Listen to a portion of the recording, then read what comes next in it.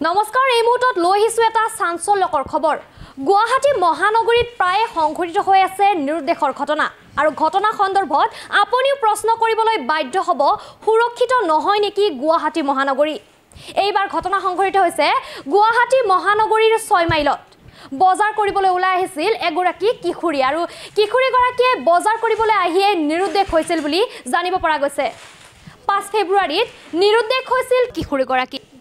নিৰুদ্দেশ হোৱাৰ 3 দিন পিছত পিতৃলৈ ফোন কৰিছিল কিশোৰীগৰাকীয়ে ঘটনা সন্দৰ্ভত জনাই আছো সবিশেষ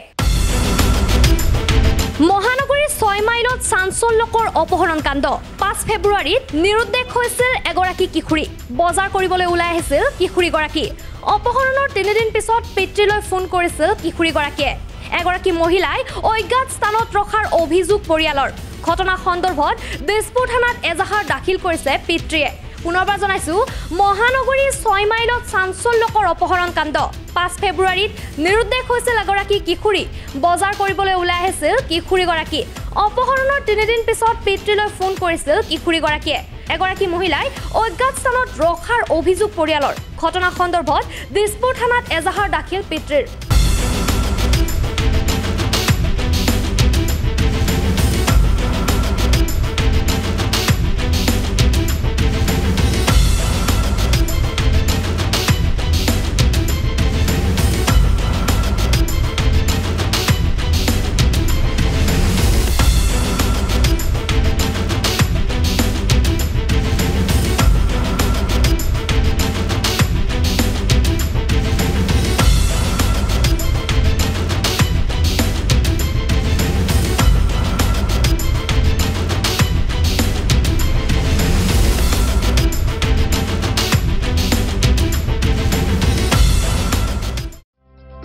আপুনি ঔষধ বিচাৰি হাবাথুৰি খাইছে নেকি